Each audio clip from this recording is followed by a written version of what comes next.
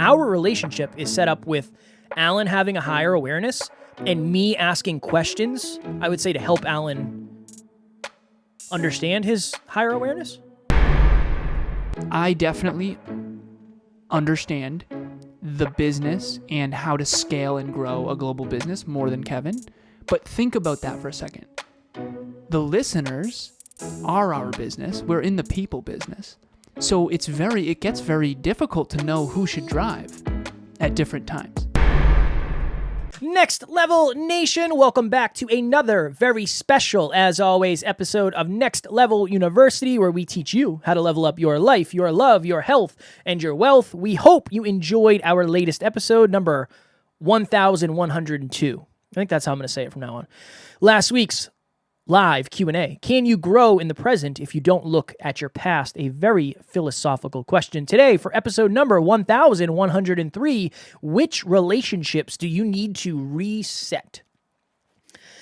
We have had a lot of conversations recently with people from our past, and maybe they were business partners, or at least people that we would mastermind with, and we would talk about business.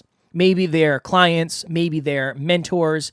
And Alan and I are having this very interesting realization where if you suppress your truth for an extended period of time, it is going to jeff not only the relationship, it's going to jeff the expectations in the relationship, it's going to jeff the dynamic of the relationship. What are you laughing about, man? Just the fact that we still use Jeff. We're going to use Jeff forever. That's hilarious. I just had a moment. That's all. That's just funny how anyone who's a new listener has no idea what you're talking about. Yeah. So to Jeff is to screw up, to mess up. Yep. And it all came from, I used to go to Alan's mother's house. That was our first podcast studio. And I would text him when I got there because he was usually late doing who knows what. And I would just text him and I would say, I'm here. And sometimes he'd text me right back, and other times I'd be sitting in the driveway for several, what seemed like long hours. One day, I texted, I'm here. It auto-corrected to I'm Jeff, and Alan said, I am also Jeff. And that's the story. Have a wonderful rest of your evening. And that's it. I am Jeff, and I said I am also Jeff. Yep. Let's get to the value, will you? Yep. Let's get to the value. Yep. That's it. That's the value. You gotta reset your relationships. This is what I think happens. This happened. You did this to me the other day. Funny. You sunned me. Okay. Alan was having a rough day, and I think subconsciously I was like, okay, I want to help Alan. I want to coach Alan, quote unquote. And I was trying to help Alan, but I wasn't helping him in the way that our relationship is set up. Our relationship is set up with Alan having a higher awareness and me asking questions, I would say, to help Alan understand his higher awareness. Yeah, definitely. And you ask questions that get me to contemplate at a deeper level. In this situation, I was kind of like trying to coach Alan. And Alan said, hey man, don't coach me, just ask me questions. It'll be better. And it wasn't like a unkind thing. Go ahead. Well, let me provide some context. So we were doing my peak. Perfect. Yeah. You funny man. This is good. It's late at night. We're gonna have some fun today. The value will be here, I promise. Mm-hmm. So we were on my peak performance tracker, and I have 27 columns, 27 habits that I do daily, and Kev was essentially coaching me on my peak performance tracker, and it was one of those moments where it was like, Kev, like, I've designed and redesigned this thing like a dozen times in the last like couple months. Like I know, you know, and it was fun. It was playful, but there was a moment where I was like, Kev, just remember, like I redesign this thing like every week. And I've been pretty careful with it. And, you know, at the end of the day, and I just talked about this on group coaching, so this is kind of interesting. So I have these notebooks behind me, that I was using 7 years ago, where I used to track every habit. And so Peak Performance Tracker was essentially born from something I used to do 7.5 years ago. And so it was just one of those moments of like, Kev, I know that. Like, just please ask me the questions, you know? Yeah. So it was cool. And so what Alan did in that situation is he reset the relationship to, this is what could have happened. And Alan has done this in the past. We've had this happen in the past. That's why we're so focused on it now. I'm going to move my screen down a little bit. So Alan very easily could have been submissive in that, and this is going to be like a deep episode, just a heads up, because we're going to be talking relationship dynamics, and this will be a very hyper-conscious episode. Alan could have said, he could have reverted and just said nothing and said like, all right, Kev's going to coach me on this. That would have jeffed the dynamic of the relationship. I might have subconsciously thought I knew more than Alan, and then that would have completely flipped everything on its head. And that has happened in the past where Alan taught me most of what I know. I would say the vast majority of what I know about sales. We would do an episode on sales, and I would be the one delivering the value. And for a long time, that jeffed us because I think I thought I knew more than I did. And at times when I was getting results that you weren't getting, I assumed it's because I knew more. And that was just a very weird dynamic. Now, how does that very potentially confusing thing affect you? If in your relationships, you're letting somebody drive when they shouldn't be driving, they are subconsciously going to potentially look down on you and assume they know what's best, and they're going to assume they're driving. So on the opposite end, Alan and I had a conversation yesterday when we were coming up with the episodes, and Alan's like, no, I think it should be this way. And I said, Alan, I got this. Like, I know the podcast. Same thing. It was just resetting. Just remember, I'm leading this charge. You're leading that charge. It's very hard to do that if you've never done it before, especially if you've never done it with this person before. So I guess my intention and my goal in this episode is for you to explore, where am I getting influenced or looked down upon, or where am I being seen as less than I actually am, and how is that affecting the overall dynamic of this relationship, and what would happen if I stood up for myself? So the point of this episode is you have to live in your truth. My truth was, Alan, I know this podcast thing, like especially this part of it, I know that. Alan's truth was, Kev, I've been doing this PPT thing for longer than you've been in self-improvement. And again, not from a negative way, but that was the truth. Is like, hey man, you need to know I know this better than you. This is the analogy I use. If I am sparring with somebody in kickboxing, two things can happen. One, I can just light them up. Say it's somebody who has never done it before. I can just light them up and basically abuse them. Or I can take it very, very easy on them. The problem is, if I'm taking it easy on them and they don't have the awareness to understand that, they might think that they're better than they are. They might think I'm worse than I am, and they might think they can kick my butt when that's not necessarily the truth. So I think that's a good example or analogy for this episode. And none of that is conscious.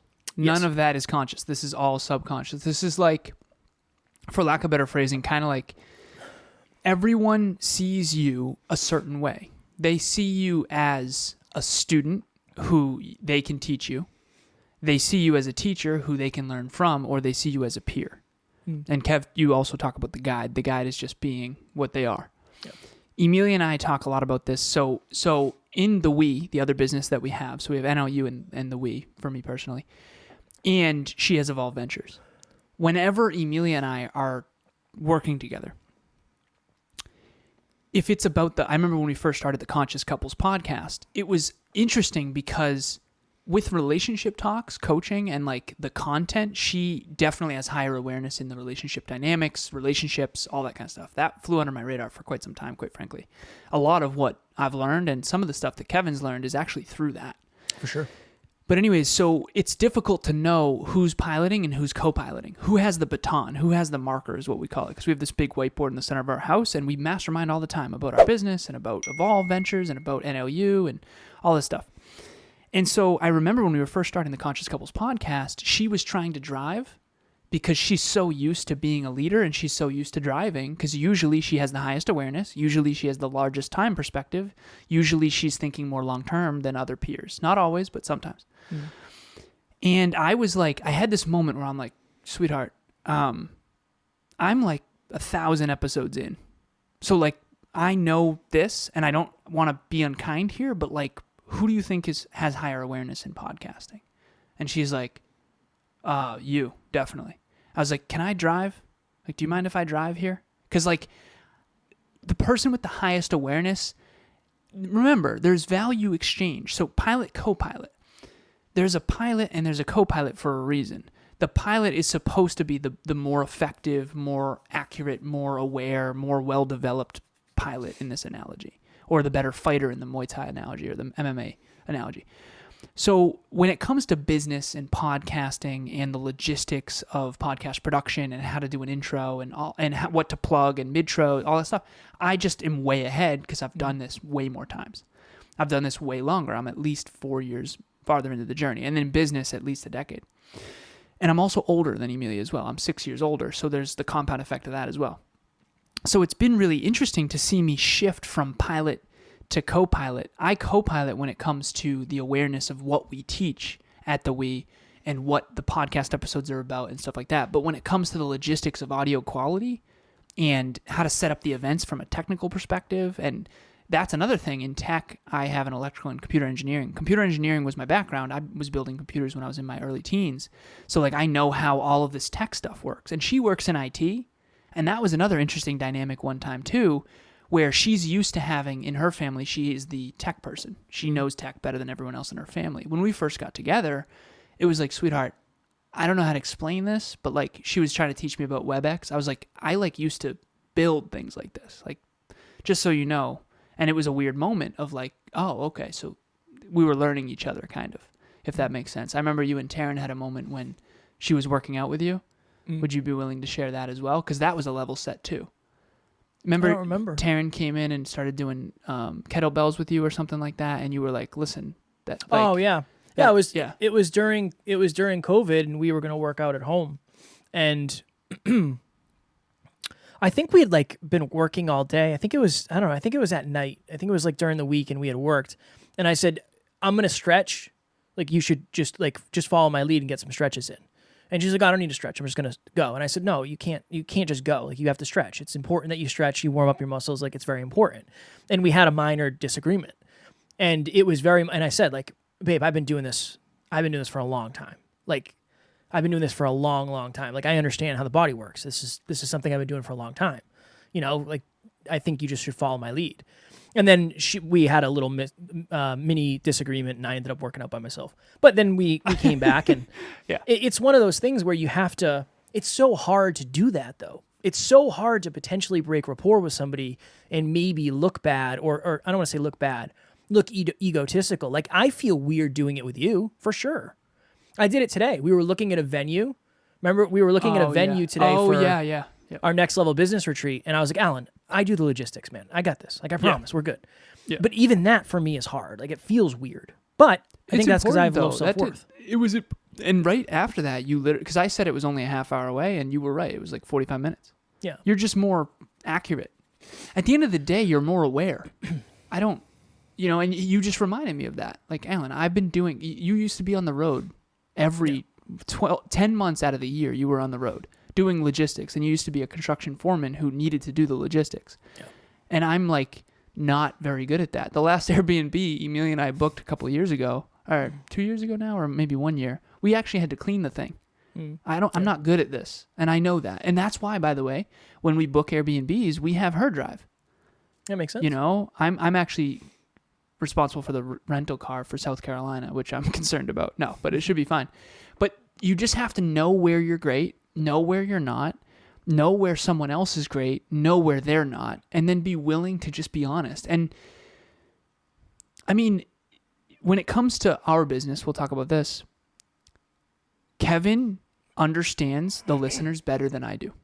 I do know that at this point. I didn't always know that. I do now. I definitely understand the business and how to scale and grow a global business more than Kevin. Mm-hmm. But think about that for a second. The listeners are our business. We're in the people business. So it gets very difficult to know who should drive at different times. Yeah. So if we're talking about business infrastructure, it's usually me. And when we're talking about the listeners and what titles are going to resonate and what topics we should choose, it should be Kevin. And that's working really well for us. But it took us a long time to get to the place where we knew who was more aware in what arena. And I remember sharing this with you, Kev. I said, I'm never fully right, but I'm definitely never fully wrong. And what I mean by that is that who is more accurate? So like if Kevin guesses 45 minutes away for the venue and I guess 30 minutes and it ends up being 43 minutes, which is what it was, he's more accurate than I am. We're both wrong. He's wrong less. And so I want to tell a quick story here real quick. When it comes to level setting the relationship, you've got peers. Kevin and I are peers, but when we're talking business and long-term strategy, I tend to be the mentor. When we're talking about the podcasting, and the listeners and how to relate to them and create content that's valuable, he's the mentor. So we're peers most of the time, and then we put the teacher and student cap on when it's appropriate. The problem is that some people don't know how to be a student, some people don't know how to be a peer, and some people only ever know how to be a mentor, and some people only ever know how to be a student. And so if you're a listener of this show, you most likely usually have the student cap on, and sometimes that's appropriate, but sometimes it's not. And you got to be willing. I was on the phone earlier with one of our listeners. She's a client now. And she said, yeah, my uncle comes in hot. And he immediately throws guilt trips, where you been? Like, we got to hang out more, all this stuff. And she just level set him. And she's like, listen, don't guilt trip me. Like, I'm here. Just enjoy our time together. And I told her I was so proud of her for that. Because these people are going to test your boundaries. They're going to guilt trip you. They're going to unintentionally and sometimes intentionally be disrespectful. And you have to be willing to throw a punch back every now and then of like, hey, just so you know, I'm not a pushover. You can't mess with me here, right? And this is the analogy. You bring your car to the mechanic, okay? If you have high awareness and that mechanic tries to throw you for a loop and say you need $3,000 worth of fixes, and you say, listen, I need you to know something. I'm going somewhere else because I know cars pretty well. There's no way I need all of that, right? Otherwise, you're going to get ripped off. And so hopefully everyone listening or watching this can understand, where is your personal development set point in a given context, and are you leading when you should lead? Are you a student when you should be a student? And are you a peer when you should be a peer? If Serena Williams and I to play tennis, she should lead always, right? And if Serena Williams and I sit down and talk about electrical and computer engineering, I should probably be teaching. That's okay. Just understand this. Hey guys, my name is Jake of Valvalon, and I just finished next level group coaching. When I joined, I wasn't sure what I was walking into.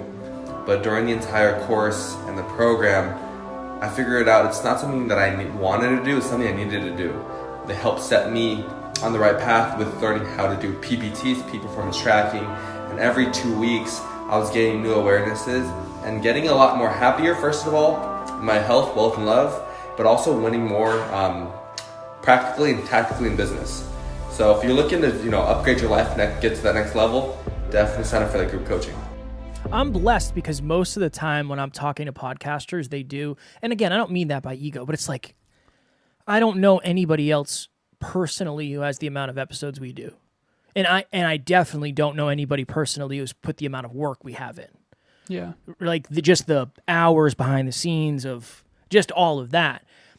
What will happen is the podcast calls, even if they're breakthrough sessions, the ones that go really well are the people who look up to me and say, I know here are my questions. The ones that go very badly are the ones that are basically like, okay, prove to me you know what you're talking about. That's the interesting thing. Where now what I will do is I'll say, look, my goal is to add value to you. I know, maybe you don't know what I know. You don't know what I know. But trust me, I know more about this than you do. I just do. I know I do. Because there's very few people that I've ever met that know more than I do. And it's not because I'm special. It's because I've worked so hard. You know these things better than me, but that's not what this call is about. This call is about podcasting. And I think that's uncomfortable. And even that, it's like, my mind is like, I hope people don't think I'm egotistical when I say that. But it's that thing that you're going to have to do too. If you let people take the lead where they shouldn't, they get overly leady. They take a position in your life that they shouldn't. I know. And if you don't, you have to set the boundary at some point. I had a call with somebody today. He was talking to me. He's like, yeah, my boss he's like, oh, how's that little podcast you got going? And this client is a very deep thinker, and we have these philosophical, deep conversations. And I said, it's interesting because now he has explored and overtaken your boundary so many times that it would be like a major rapport break for you to probably stand up for yourself.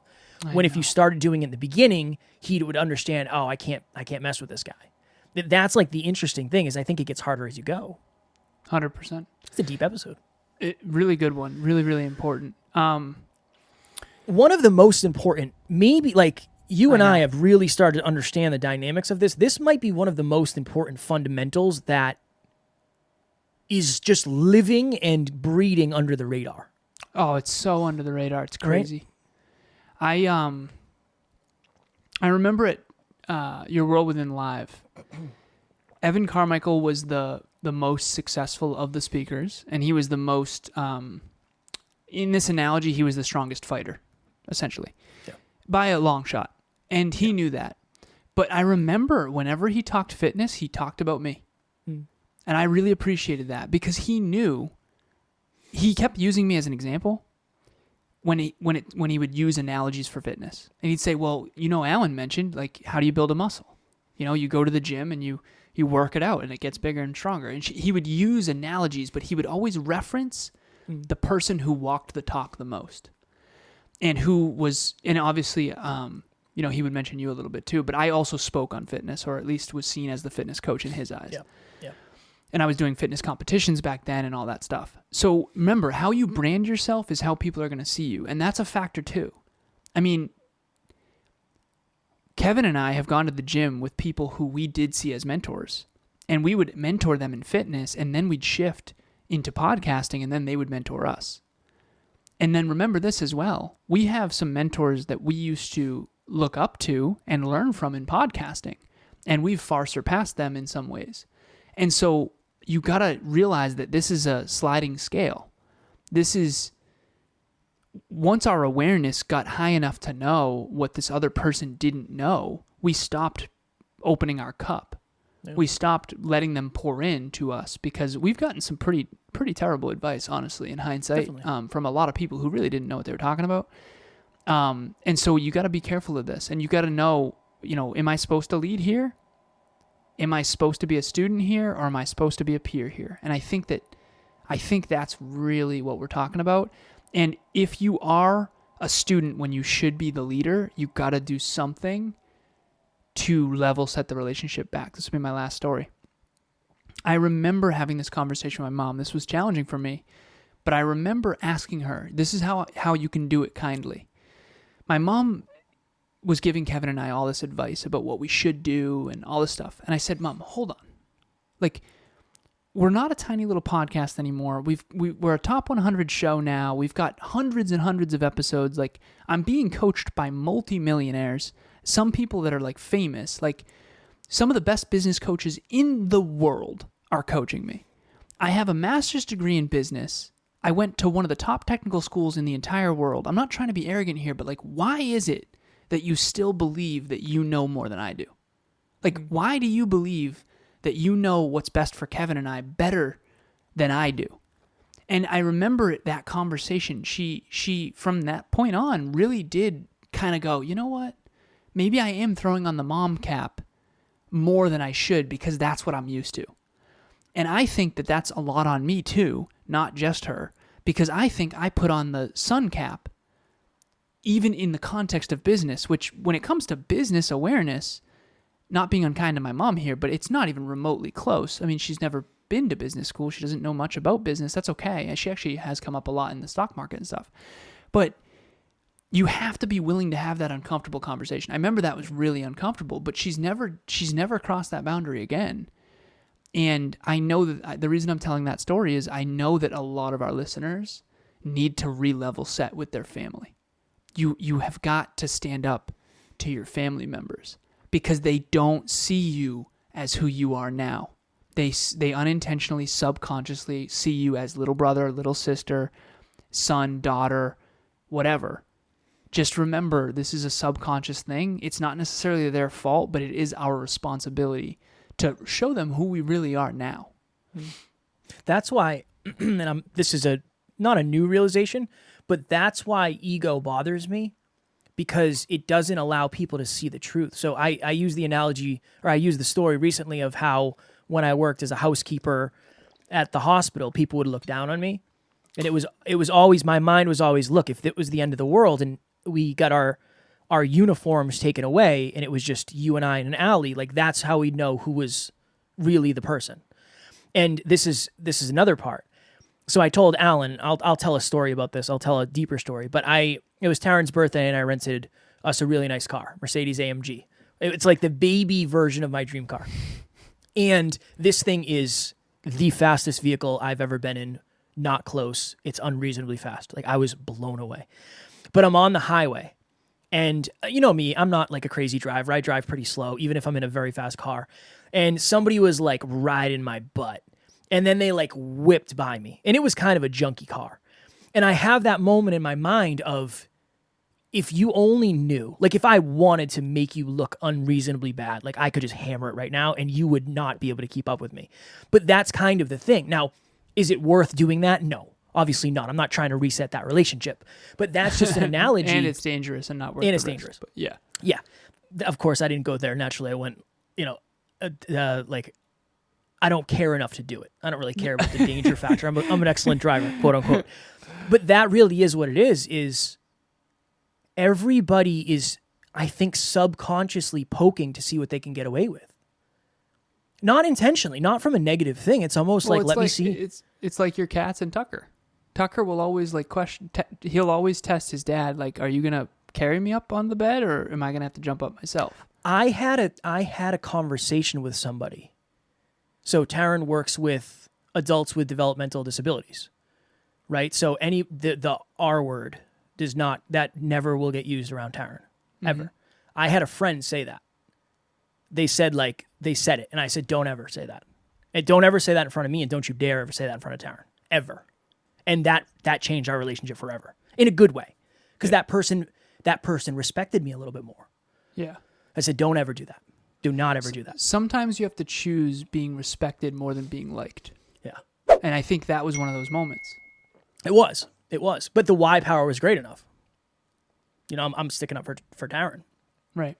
Right? So the why power, and that's great enough. Good for you, man. That was a while ago. But it was for me, it was like, we don't do that. Come on, get rid of that. And again, have I said that when I was younger? Absolutely. 100%. I'm not going to say I'm a saint who's never said anything like that. But what I will say is, as I've matured and aged as a man, we try to be as character driven as possible. That's our goal. I know we got to go here, but I just had a moment too. Deep episode. I think that this is something that's fascinating. I think my standards, and maybe this is happening to our listeners too, I'm not sure. My standards for myself are way higher than my standards for other people. Yeah. And I think that my standards for myself, like for example, we just did a group coaching session. And I asked Kev, like, was I too much? Like, but at the end of the day, it's interesting because I didn't feel inauthentic in the things that I taught. It was peak performance and productivity. When it comes to peak performance and productivity, it's a main focal point for me. That's an understatement. Honestly, I am focused on that. Okay. So I think when it comes to peak performance and productivity, I think my standards are very high. Whenever I don't want to impose my standards on other people, but I also want to stay in my own standards. And what I think I do subconsciously, and maybe our listeners do this as well, is that when I'm around other people, I think I lower my standards a little bit to try to fit in more. Instead of just kind of realizing like, and I'll give this quick story. One time I was playing Knockout with Emilia, and she said, Alan, you have to get okay with being better than people at things. I can tell you're really uncomfortable being better than everybody at stuff. And I said, well, yeah, I mean, we're trying to have fun. I don't want this to be terrible. Like, I've been playing basketball since I was a little kid, and I was like pretty good. Okay, I'm not in the NBA, but I was good. And this day we're playing Knockout. If you've ever played Knockout, you know what I'm talking about. So 55 rounds of Knockout is like a lot. That's like 45 minutes at least of just consistent lights out. We were at like 20, not even. We were probably at like 15-0, 14-0, something like that. And she said, Alan, don't take it easy on me. Because at this point, I'm just trying to be playful. She doesn't play basketball. Like, why am I just swishing this thing every single time? She doesn't even have a chance to shoot, right? And she's airballing, whatever, right? And I'm also a foot taller than her. And so anyways, she's like, don't you dare. Don't take it easy on me. I want you to get comfortable, like, being way better than people at stuff. And this is your training ground, please. Like, just let... And I could tell she was frustrated. She was genuinely frustrated. It's not fun, I mean, I beat you at knockout at the Next Level Hope Foundation. It's not fun to lose. Now, I did take 2 games, so don't you conveniently I know leave that you out, did. you son of a Yeah, no, I did. There goes Did your camera just die? My camera just died. Love that. That's not awesome. good. Just let's roll. Let's roll okay, through. We'll roll right through it. Hold on. There you go. Nice. Nice. There we go. Secondary camera. Secondary camera. We got to do what we got to do. Okay, so it ended up being 55-0. And you know that whole like let the girl win thing, or let the guy win, or whatever.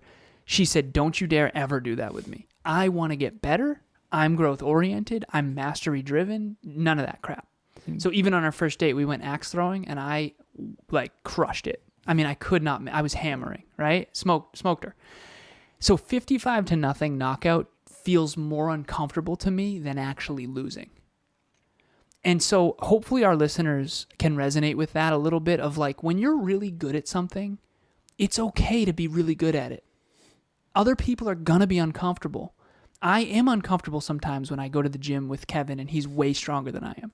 But that's good for me. It's okay. He should not lift lower weight, so I feel better about myself. And so that's the last thing I'll say in this episode is, if you're the student, be the student, own it, be humble, love it. If you are the leader, lead. Have the courage to lead. And that's what I'm going to do, and I cannot pretend I'm good at this, but I'm going to start getting better. I do think I'm getting better. I've heard our listeners say 1,000 times, Kev, I'm too much for people. What if you're too much for the wrong people? Just explore that.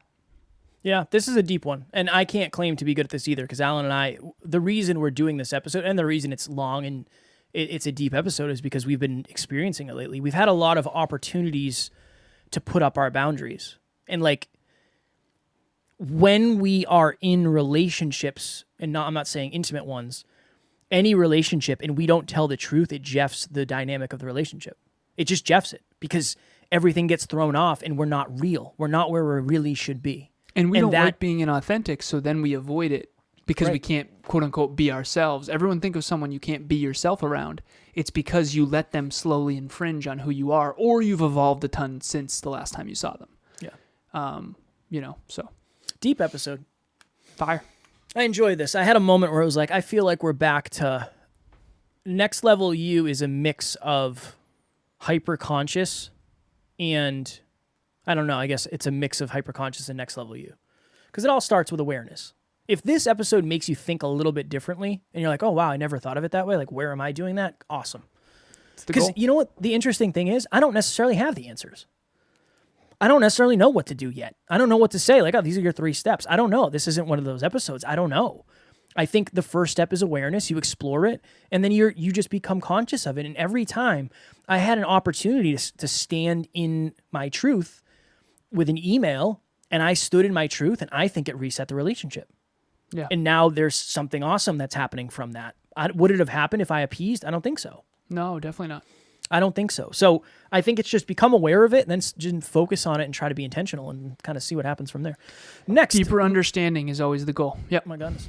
Next Level Nation, as of October 4th, 2022, you will have the opportunity to get into a group with 9 other individuals who want to get to the next level of their lives. So if you listen to us, obviously you're into self-improvement.